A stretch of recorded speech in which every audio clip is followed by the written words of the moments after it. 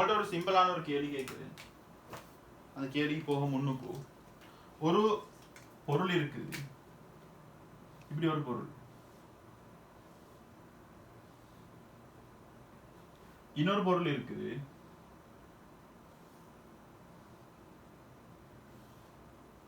இப்படி ஒரு பொருள், இன்னொரு பொருள் இருக்குது. இப்படி ஒரு பொருள் சர்வசாமானே. இந்த மூணு பொருள்லையும் நான் ஒவ்வொரு துண்டை வெட்டி எடுக்கிறேன். ஒவ்வொரு துண்டை வெட்டி எடுக்கிறேன். இவர் தான் இந்த மெயின் பொருள் சர்வசாமானே. இவர்ல இருந்து நான் ஒரு துண்டை வெட்டி எடுக்கிறேன், இன்னொரு துண்டை வெட்டி எடுத்தேன். இப்ப இது ஓட்ட, இவ்வளவும் பொருள். இன்னொரு துண்டை வெட்டி எடுக்கிறேன்.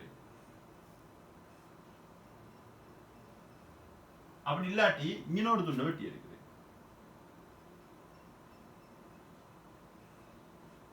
இன்னொரு துண்டு வெட்டி எடுத்த பொருள் சர்வசமனான துண்டு. இதுவும் சர்வசமனான துண்டு. இப்ப யோசிச்சு பாருங்க. இவர்கிட்ட உயிர் மையம் எங்க இருந்திருக்கும் சொன்னா இங்க இருந்திருக்கும். இவர்கிட்ட உயிர் மையமும் அதே இங்க நான் இருந்திருக்கும். நடுவுல வெட்டி எடுத்திருக்குது. அப்ப நடு இங்க இருந்து உயிர் மையத்துல தானே மாறி இருக்காது. ஆனா இது ரெண்டுக்குமே என்ன வித்தியாசம் சொன்னா, இவர்கிட்ட உயிர் மையம்ல உள்ள எம்ஜி வந்து கொஞ்சம் கூட இருக்கும், இவர்கிட்ட கொஞ்சம் குறைவா. இந்த வெட்டி எடுத்து கொண்டு போயிருக்கும். இவர் 10 mg இருந்தா இவர் 9 mg இருப்பார். 9 mg. ஆனா தானம் மாறி இருக்காது. ஏன்னு சொன்னா, ஒரு திண்ம கோலம் எடுத்தாலும் சரி, ஒரு பொற்கோலம் எடுத்தாலும் சரி, இது திண்ம கோலம். ரெண்டு டைம் உயிர் மையம் தான். ஆனா என்ன வித்தியாசம் சொன்னா, இவர் 10 mg இருந்தா இவர் mg இருப்பாரு. ஆனா தானம் வித்தியாசமா இருக்காது. இது உங்களுக்கு தெரியும். இங்கேயும் அதே தான். இங்க வெட்டி எடுத்ததால் உயிர் மையம் திரும்ப இதே புள்ளிக்கு வந்துடும். ஆனா இங்க வெட்டி எடுத்திக்கிறதால இந்த உயிர் மையம் ஹாஃபை விடவும் கொஞ்சம் கீழுக்கு வந்துடும்.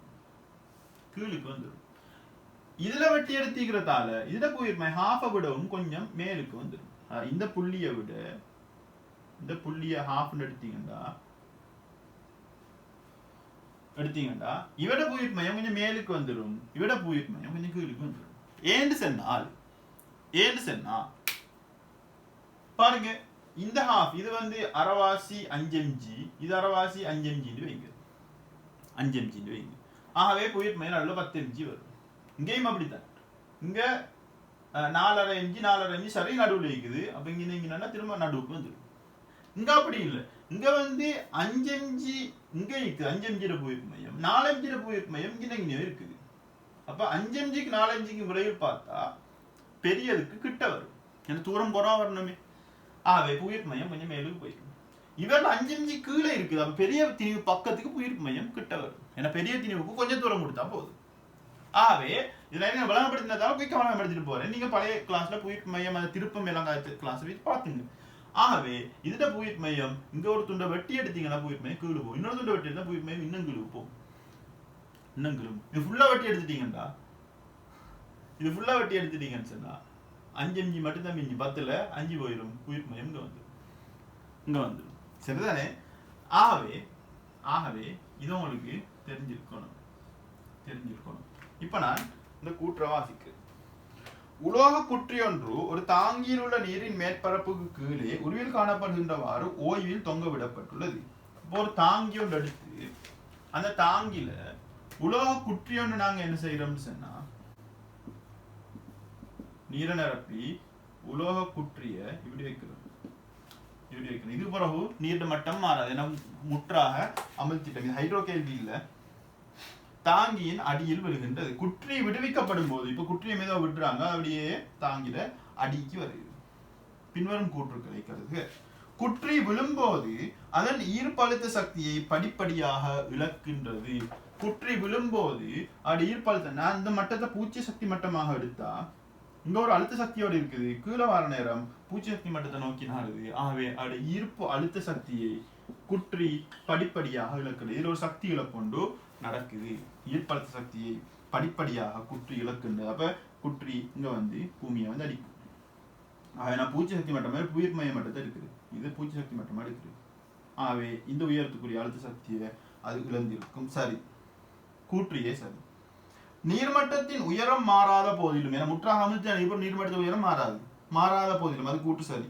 நீரின் ஈர்ப்பழுத்த சக்தி அதிகரிக்கின்றது.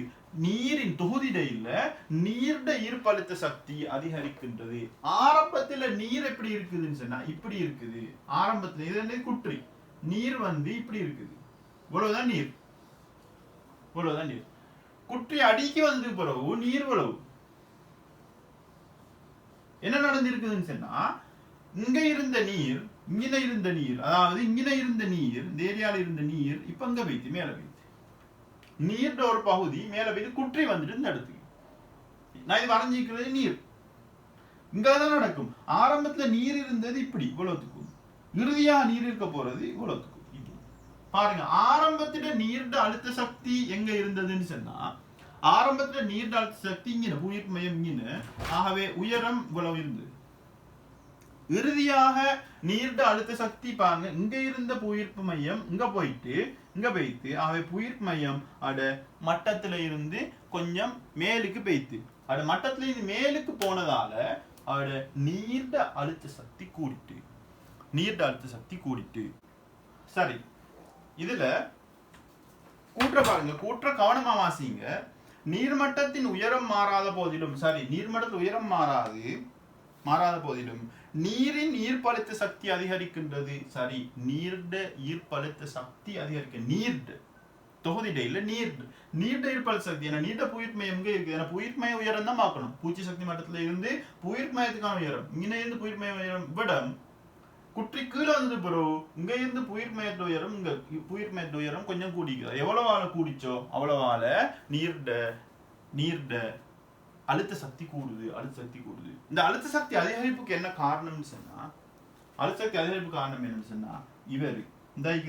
இவரு இழந்த அழுத்த சக்தி, இவரு அழுத்த சக்தியை இழக்கிறாரு, நீர் அழுத்த சக்தியை கூட்டுது. ஏன்னா ஆரம்பத்துல இவர் இங்க குறிப்பிட்டதுல இருந்து பல சக்தி இழக்கிறாரு. இழந்த சக்தியோட ஒரு பகுதி என்ன நடந்திருக்குன்னு சொன்னா, நீர்ட அழுத்த சக்தி உயர்வுக்கு பயன்படுத்தப்பட்டிருக்கு. குற்றிட அழுத்த சக்தி குறையுது, நீர்ட அழுத்த சக்தி உயருது.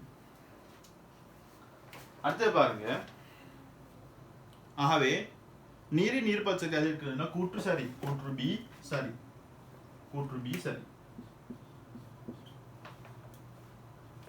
சரி. அடுத்தது சி, நீர் இல்லாவிட்டால் புள்ளி ஏயில் குற்றியின் இயக்கப்பாட்டு சக்தியானது நீர் இருக்கும் போது புள்ளி ஏயில் குற்றியின் இயக்கப்பாட்டு சக்தியிலும் பார்க்க குறைவாகும். புள்ளி ஏ ஒன்று மார்க் பண்ணிருக்குது இந்த இடத்துல, புள்ளி ஏ. இங்க உள்ள நீர் இல்லாட்டி என்ன, நீர் இருந்தா என்ன? நீர் இல்லாட்டி என்ன நடந்திருக்கும் சொன்னா, அவர் அப்படியே சுயாதீனமா விழுந்திருப்பார். நீர் இருந்தா என்ன நடக்கும் சொன்னா, இப்ப யோசிச்சு பாருங்க. இதை நான் ஏற்கனவே அதே கூற்ற வச்சே விளக்கம் செல்லும்.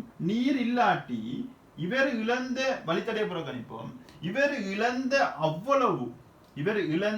அவ்வளவு அழுத்த சக்தியும் இன்னும் இயக்க சக்தியாக மாறும். முழு இயக்கம் இதுக்கும் இடையில அழுத்த சக்தி 100 ஜூல் இருக்குதுன்னு வைப்போம். ஆகவே இங்க வரப்போல 100 ஜூலும் என்னவா மாறி இருக்கும், இயக்க சக்தியாக மாறி இருக்கும். 100 ஜூலும் இயக்க சக்தி, இதை பூச்சி சக்தி மட்டும் எடுத்தான். இவர் இழந்த அவ்வளவு சக்தியையும் இங்க இயக்க சக்தியாக மாத்திடுவாரு. நீர் இருந்தா என்ன நடக்கும் சொன்னா, இவர்கிட்ட 100 ஜூல் அழுத்த சக்தி இருக்குது, அதே 100 ஜூல் தானே, அதே உயரம் தானே 100 ஜூல். ஆனா 100 ஜூல்ல 100 ஜூலையும் இயக்க சக்தியாக மாற்றுவாரான்னு கேட்டா இல்ல. அதுல ஒரு 40 ஜூல இயக்க சக்தியாக மாத்திட்டு மீதி 60 ஜூல யாருக்கு கொடுப்பாருன்னா நீருக்கு கொடுப்பாரு. அவரோட அழுத்த சக்தியை கூட்டுறதுக்கு நான் சொன்னேன், குற்றி கீழே வர நீர்ட புவியீர்ப்பு மையம் மேலுக்கு போகும். ஆகவே சக்தி பிரிக்கப்படுகிறது. இவற்றை 100 ஜூல்ல ஒரு பகுதி இயக்க சக்திக்கு, மீதி ஒரு பகுதி அழுத்த சக்திக்கு போகுது. இயக்க சக்திக்கு குறைவா பங்கு கிடைக்கிறதால வேகம் குறைவா இருக்கும். நீர் இருந்தா உள்ள வேகம் குறைவாக இருக்கும். சக்தியை பங்கு பிரிச்சு கொடுங்க, அவ்வளவுதானே. சக்திக்கா பொறிமுறை சக்தி காப்பு தத்துவம். இங்க இவர் நீர் இல்லாட்டி அவர் இழக்கிற முழு சக்தியும் அவருடைய இயக்க சக்தியாக மாறி இருக்கும். நீர் இருக்கிற நேரம் அவர்கிட்ட அதே அளவு சக்தி தான், அதுல ஒரு பகுதியை இயக்கப்பாட்டு சக்தி கெடுப்பாரு, மீதி பகுதியை இந்த நீர்ட அழுத்த சக்தி உயர்வுக்கு பயன்படுத்துவார். நீர்ட அழுத்த சக்தி உயர்வுக்கு பயன்படுத்துவார். கூற்ற பாருங்க, நீர் இல்லாவிட்டால் புள்ளி ஏயில் குற்றியின் இயக்கப்பாட்டு சக்தியானது, இயக்கப்பாட்டு சக்தி கூட இருக்கும். 100 ஜூல்னா 100 ஜூலும் இயக்கப்பாட்டு சக்தியாக இருக்கும். நீர் இருக்கும் போது புள்ளி ஏயில் குற்றியின் இயக்கப்பாட்டு சக்தி குறைவாகும்னா கூற்றுப்பில. நீர் இருக்கும் போது உள்ளதை விட கூடுதலாக இருக்கும் நீர் இல்லாவிட்டால். ஆகவே கூற்று சி பிழையானது. கூற்று சி பிழையானது. ஆகவே 1